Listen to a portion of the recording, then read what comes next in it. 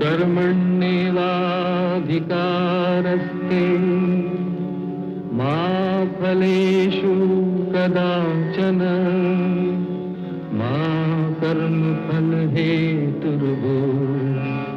मा ते संगोऽस्तविकर्मणि।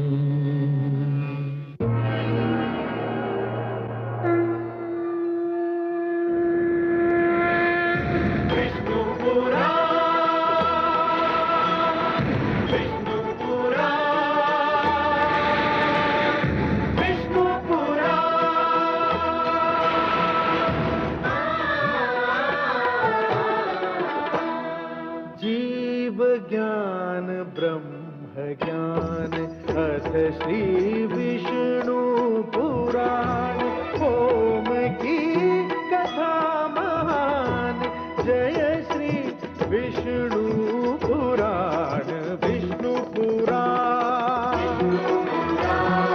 विष्णु पुराण विष्णु पुराण प्रगटे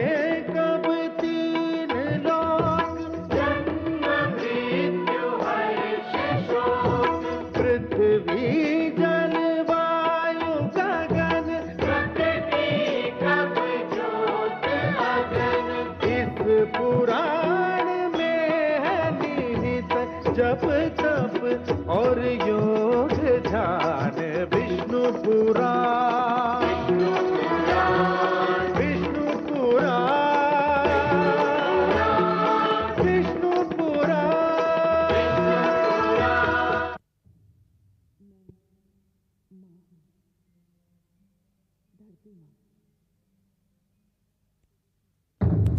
मैं माँ हूँ, धरती माँ। श्री विष्णु भगवान ने बड़े सुंदर ढंग से महाराज मनु को यह बताया कि जीवन का क्या महत्व है और मानव का अंत संभव है, जीवन का नहीं। जीवन निरंतर चलता रहता है। परंतु जब उन्होंने महाराज मनु से यह कहा कि जीवन की रक्षा करने के लिए वे नौका पर समस्त आवश्यक सामग्री और वस्तुएं अपने साथ ले जाएं, तो मैं सोच में पड़ गई। क्या श्री विष्णु भगवान ये कहकर महाराज मनु की परीक्षा ले रहे हैं? क्या वे ये जानना चाहते हैं कि मनु किन वस्तुओं और किस सामग्री को जीवन के लिए आवश्यक समझते हैं? सुमेरु पर्वत पर महाराज मनु जो कुछ अपने साथ ले जाना चाहेंगे वो क्या होगा? तुम्हारी ही भांति मुझे भी प्रतीक्षा है उस घड़ी की जब मनु और शत्रुपा श्री विष्णु की दी हुई नौका पर आवश्यक सामग्री रखना आरंभ करेंगे।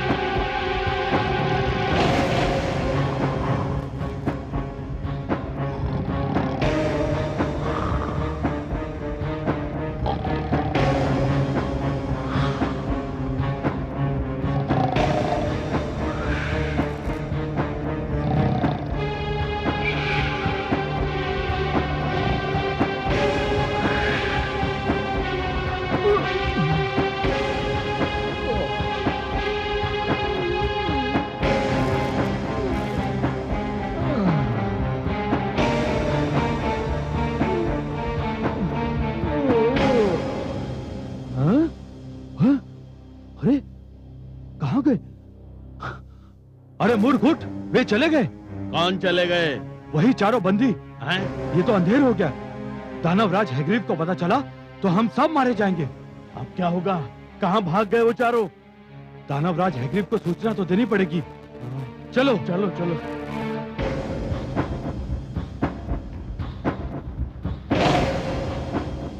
दुष्टों, मैं तुम्हारी जिह्वा खींच लूंगा।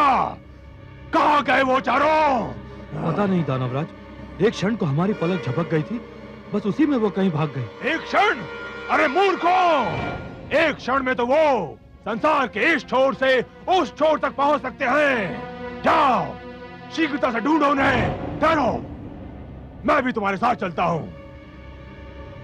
यदि वे इस क्षेत्र से बाहर निकल गए तो फिर हमारे हाथ नहीं आएंगे, और यदि वे हमारे हाथ नहीं आए तो मैं तुम सबको यमलोक पहुंचा दूंगा। या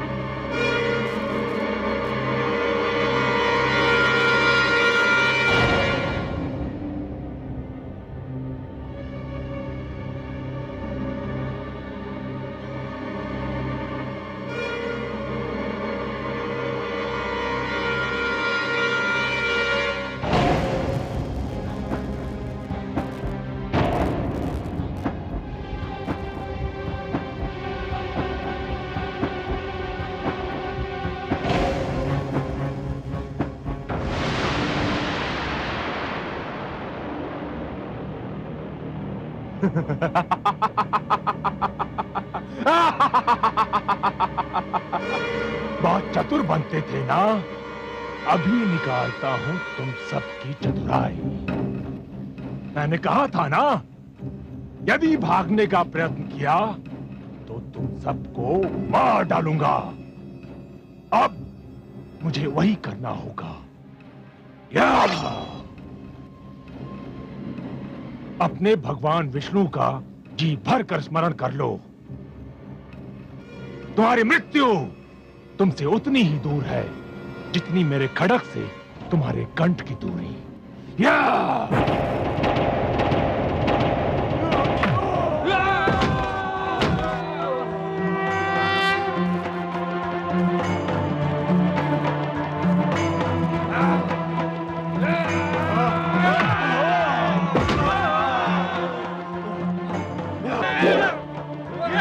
मार डालो इसे, ये जीवित न बचने पाए।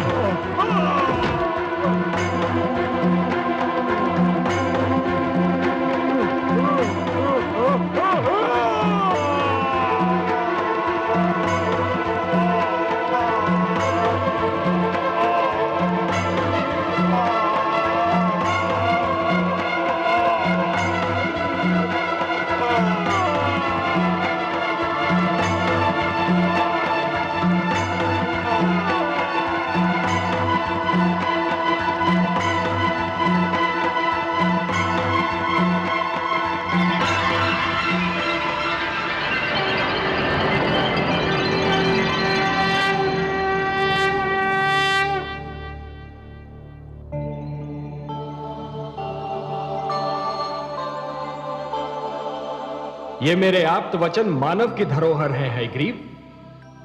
ये इस अपवित्र स्थान में नहीं रह सकते और तू इनको नष्ट भी नहीं कर सकता। इनकी रक्षा करना मेरा उत्तरदायित्व है।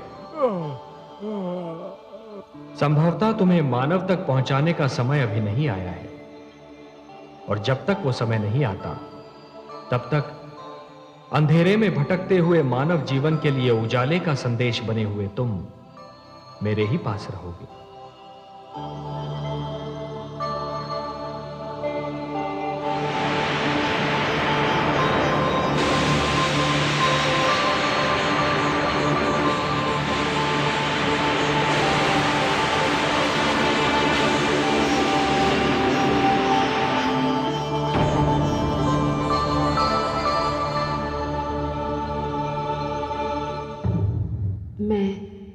मां हूं, धरती मां।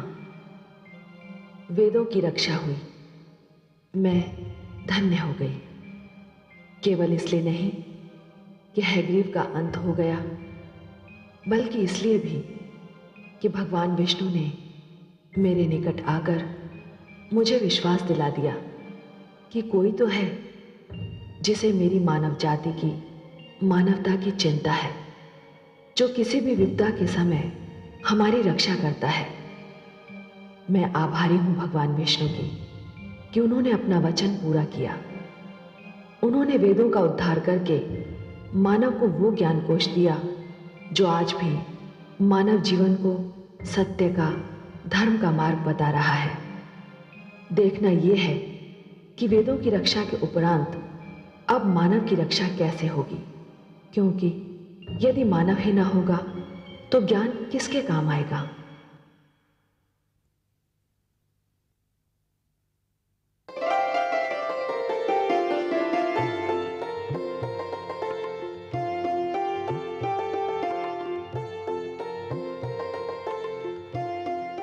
स्वामी, नौका के तल में वो सभी आवश्यक वस्तुएं मैंने रख दी हैं। पौधों के बीज, पशु पक्षियों के जोड़े, जो कुछ भी यहाँ था वो सभी मैंने रख लिया है। और हाँ, कोयल की एक जोड़ी भी मैंने रख ली है। उसकी कूक मेरे मन को बहुत ही भाती है। और काग की जोड़ी वो नहीं रखी तुमने? परंतु काग, उसकी बोली तो बहुत ही कर्कश होती है, मुझे तनिक भी नहीं सुहाती। प्रिय, प्रकृति ने हमें जो कुछ भी दिया है वो अकारण नहीं, उसकी कोई ना कोई उपयोगिता अवश्य है। कुछ वस्तुओं की उपयोगिता का ज्ञान हमें हो चुका है और कुछ वस्तुओं की उपयोगिता हमारे लिए अभी तक रहस्य बनी हुई है। हां, परंतु उनकी उपयोगिता अवश्य है। मानव मस्तिष्क का जैसे जैसे विकास होता जाएगा, ये रहस्य खुलते जाएंगे। परंतु काग की क्या उपयोगिता है स्वामी? क्यों? जब मैं कई कई दिन तपस्या करके घर लौटा तो तुम्ही ने कहा था कि तुम पहले से ही जान गई थी कि मैं आने वाला हूं। मेरे ये पूछने पर कि तुमने ये कैसे जाना, तुम ही कहती थी कि मुंडेर पर कागा बोला और तुम समझ गई कि मैं आ रहा हूं। तो काग की उपयोगिता तुम स्वयं मान चुकी हो। तब तो मुझे नौका में विषैले सर्प भी रखने होंगे स्वामी। अवश्य रखने होंगे देवी। कई ऐसे रोग हैं जिनकी औषधि विष है। क्या सर्प का विष कई रोगों की औषधि नहीं है? विषस्य विषौषधम। सुना नहीं? विष ही विष की औषधि है। हमारा कर्तव्य है कि इस जल प्लावन से जितना भी जीवन संभव हो बचा लें। वो सुंदर है या कुरूप, ये देखना हमारा कार्य नहीं। सुंदरता और कुरूपता तो हमारी दृष्टि का भेद है। तो आपका संकेत ये है कि सुखदायी वस्तुओं के साथ हमें दुखदायी वस्तुओं को भी बचाना होगा, पुष्प के साथ कांटे को भी ले जाना होगा। मेरा यही संकेत है देवी। कांटा चुभता है, दुख देता है, परंतु वही तो पुष्प की रक्षा भी करता है। रचनाकार की रचना के महत्व को समझने के लिए दृष्टि में उदारता होनी चाहिए। स्वार्थी दृष्टि मन और मस्तिष्क को छोटा बना देती है। पूर्णता के लिए आवश्यक है कि सृष्टि बहुरंगी हो, अनेकता में एकता ही तो जीवन का सौंदर्य है देवी। आप ज्ञानी हैं स्वामी, आपने मेरी आंखें खोल दी। मैं अभी अपनी भूल सुधार कर आती हूँ। ठहरो देवी, भूल का नाम लेकर तुमने मुझे भी मेरी एक भूल का स्मरण करा दिया। क्या आप भी नौका में कुछ रखना भूल गए हैं स्वामी? हाँ, मैं जीवन की सबसे बड़ी आवश्यकता को साथ लेना भूल गया हूं। किंतु क्या? मैं नौका में शिक्षा रखना भूल गया हूं। शिक्षा? हाँ देवी, हम अपने साथ शिक्षा ना ले गए तो नए जीवन, नई पीढ़ी को हम क्या भेंट देंगे? किंतु स्वामी, शिक्षा नौका में कैसे रखी जा सकती है? शिक्षा शिक्षक से मिलती है, और सृष्टि में सप्त ऋषियों से बड़े शिक्षक और कौन हैं? हमें इस जल प्लावन से जो कुछ बचाना है, उसमें शिक्षा को बचाना सबसे अधिक आवश्यक है। शिक्षा को बचाने के लिए हमें नौका पर सप्त ऋषियों को भी साथ लेना होगा। हाँ, और वे आपके भ्राता भी हैं, आपके कुटुंब के अंश और आपके परिवार के सदस्य। नहीं देवी, मैं उन्हें इसलिए नहीं बचाना चाहता कि वो मेरे भ्राता हैं। शिक्षक का महत्व परिवार के सदस्यों से अधिक होता है। मुझे सप्त ऋषियों के पास ब्रह्म क्षेत्र में जाना ही होगा। किंतु स्वामी, समय बहुत ही थोड़ा रह गया है। तुम चिंता न करो देवी, मैं उन्हें साथ लेकर सांझ तक लौट आऊंगा।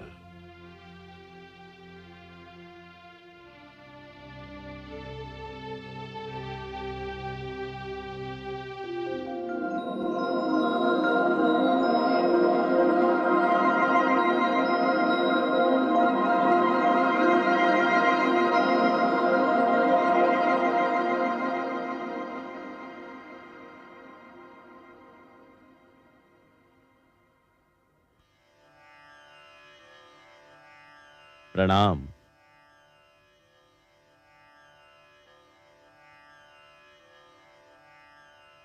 इस अचानक ऋतु परिवर्तन का कारण मेरी समझ में नहीं आ रहा है। देखते ही देखते दृश्य बदल गया है। आकाश का रंग परिवर्तित हो गया है। हे वशिष्ठ देव, हम भ्राताओं में आप ही खगोल शास्त्र के सबसे महान ज्ञाता है। इस विषय पर तो आप ही प्रकाश डाल सकते हैं।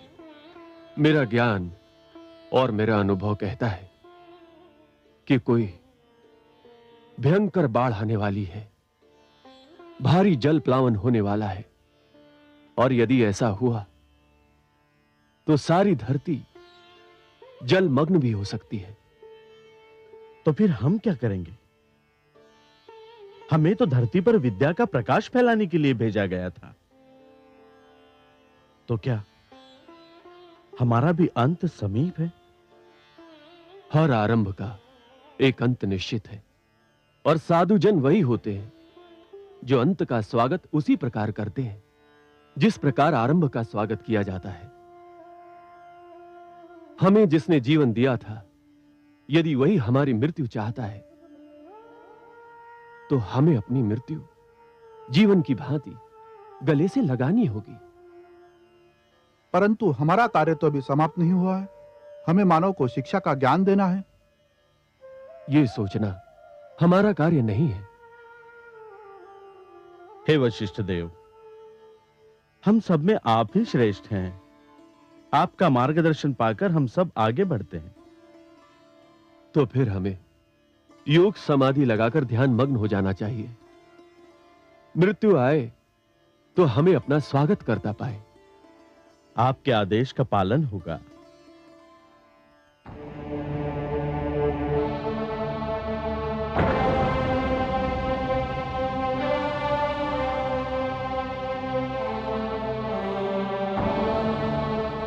हे महान गण, अपना ध्यान तोड़िए, मुझे आपकी आवश्यकता है।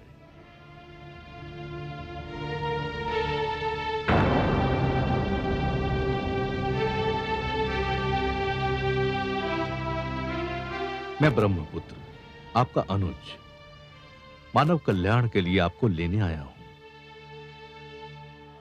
इस जल प्लावन के उपरांत जो जीवन आरंभ होगा, आप नहीं होंगे तो वो अंधकार में भटकने लगेगा।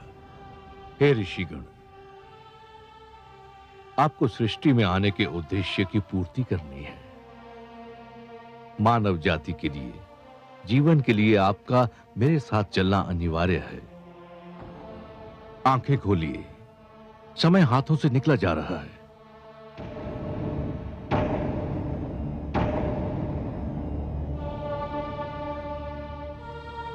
अनुज मनु, तुम? हां भ्रातृश्री, शीघ्र उठिए। भयंकर जल प्लावन होने वाला है। मैं आपको लेने आया हूं।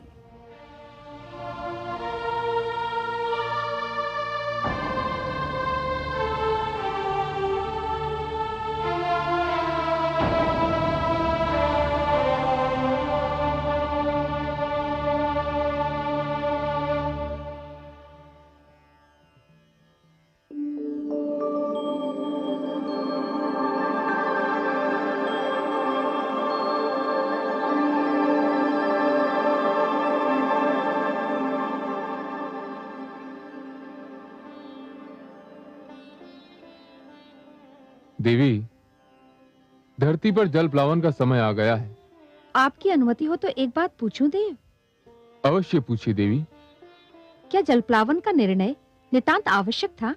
ब्रह्मा जी का उद्देश्य बहुत उच्च, बहुत महान, बहुत पवित्र है, और इस उद्देश्य की पूर्ति के लिए धरती का स्वच्छ होना अनिवार्य है। पर प्रभु, क्या इस जल प्लावन में सब कुछ डूब जाएगा? देवी, हम त्रिमूर्ति हैं, ब्रह्मा, विष्णु और मैं। हम तीनों के अपने अपने कार्य क्षेत्र हैं, और हमें से कोई किसी दूसरे के कार्य क्षेत्र में पग नहीं धरता। ब्रह्मा जी अपना कार्य कर चुके हैं, अब मैं अपना कार्य करने जा रहा हूं। इस जल प्लावन में क्या डूबेगा और क्या बचेगा, इसका ज्ञान तो केवल श्रीहरि विष्णु को है, क्योंकि ये उनका कार्य क्षेत्र है। पर प्रभु, इसके उपरांत होगा क्या? उसके उपरांत सब कुछ शांत हो जाएगा। परंतु देवी, ये सब प्रश्न आप क्यों पूछ रही हैं? आपके सहयोग से ही तो मैं यह कार्य करूंगा। मैं कुछ समझी नहीं देव। आप मेरी प्रेरणा हैं। आपसे शक्ति पाकर ही मैं हर कार्य करता हूं। मैं आपको कैसे शक्ति दूंगी प्रभु? मेरे भीतर समाकर। तनिक इस कैलाश को भी तो अर्धनारीश्वर का रूप देख लेने दीजिए। जो आज्ञा प्रभु।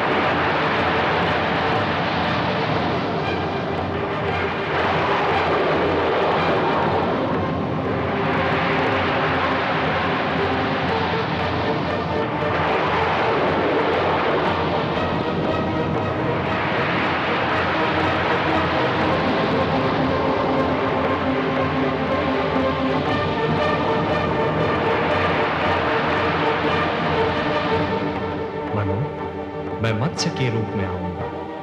तुम इस नौका को मेरे सींग से बांध देना। मैं तुम्हारी नौका को सुमेरु पर्वत पर ले जाऊंगा। हे सर्वेश्वर, आपने तो कहा था कि आप हमारी सहायता करेंगे।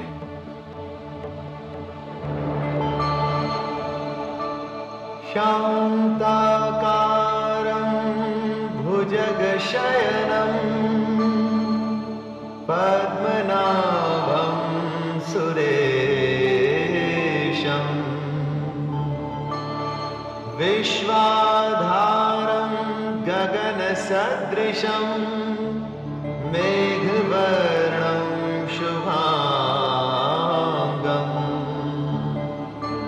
लक्ष्मीकान्तं कमलनयनं योगिभिर्ध्यानगम्यं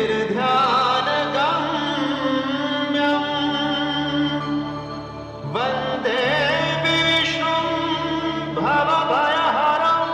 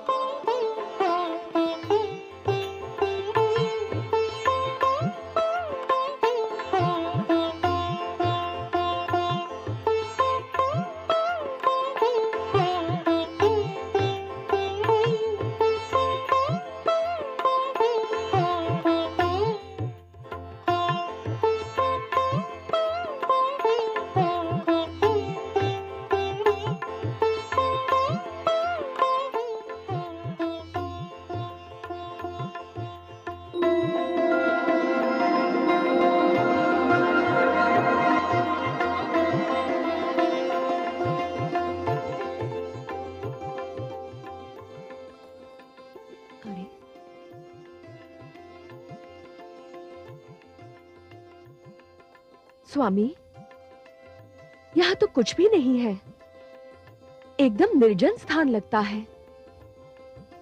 ऐसा मत कहो देवी, यहाँ हम हैं और यहाँ वो है जो कण कण में रमते हैं।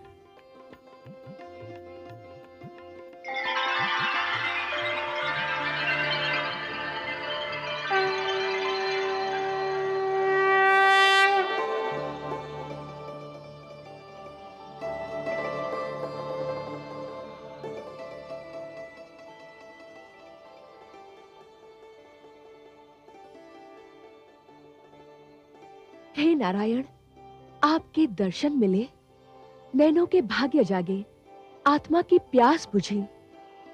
इस क्षण के आगे जीवन का हर एक क्षण तुच्छ है। हे विश्वेश्वर, आपने जलप्लावन से हमारी रक्षा की, आपको कोटि कोटि धन्यवाद। हे मनु, इस भयंकर जलप्लावन में शिक्षा और गुरु की रक्षा करने में जो तुमने तत्परता दिखाई, वो भी सराहनीय है। तुमने मानव कल्याण के उद्देश्य के लिए साधना की, व्रत धारण किया, और हे शतरूपा, इन सब शुभ कार्यों में अपने पति का साथ देकर तुमने अपने पत्नी धर्म का पालन किया है।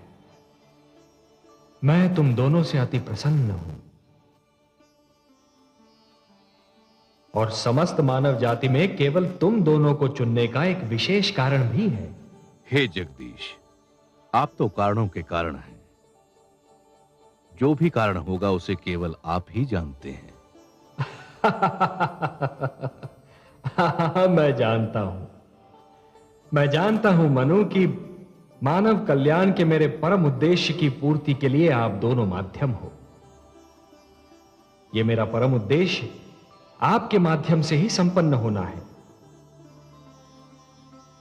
मनु, जब खेत की उपज पक जाती है और खेती काटी जाती है, तो कृषक कुछ बीजों को बचाकर रखता है, और यही बीज आने वाली उपज का कारण बनते हैं।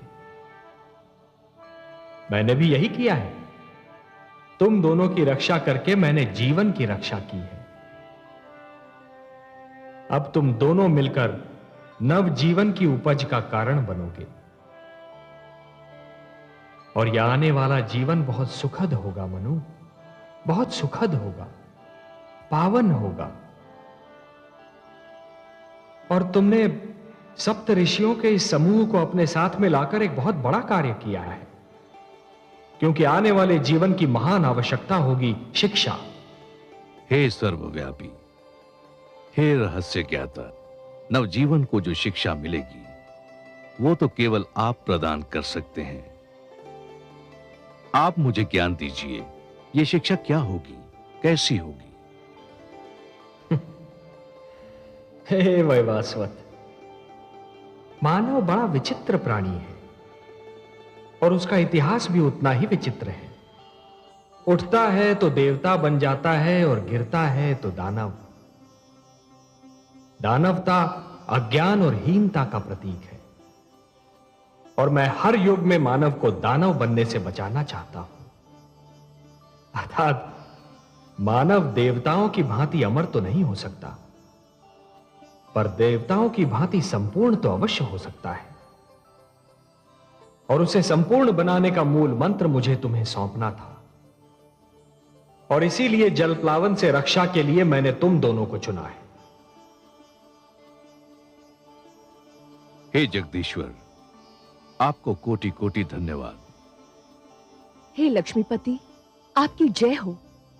मैं तुम दोनों को यह उपहार सौंपता हूं जो समस्त मानव जाति की धरोहर है।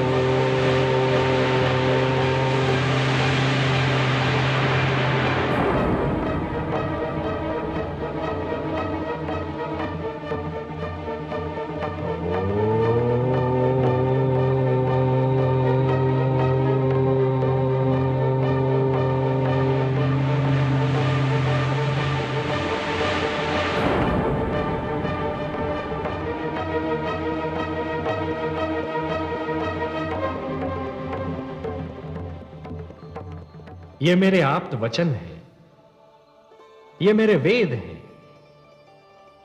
ये ऋग्वेद है।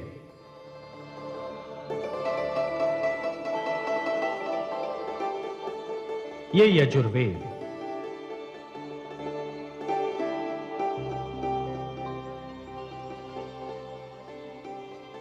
ये सामवेद है और ये अथर्ववेद।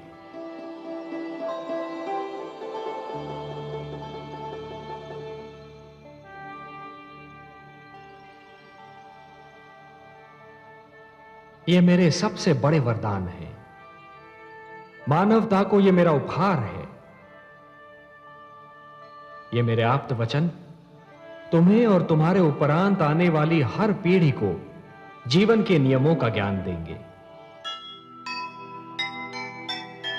कृपा हुई भगवान की, लिया मत्स्य अवतार, वेदों की रक्षा हुई, किया बड़ा उपकार।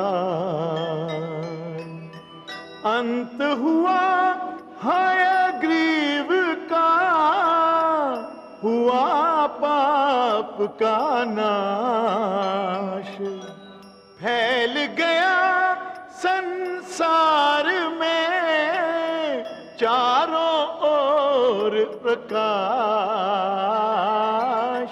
चारों ओर प्रकाश। जो सुनेगा ये पुराण पाएगा सुख और ज्ञान, पाएगा सुख और ज्ञान। कर्म को ही धर्म जान, प्रेम की तू छेड़तान, प्रेम की तू छेड़तान। बीते युग बता रहे हैं, बीते युग बता रहे हैं, सत्य पथ पे चल सुजान। विष्णु पुराण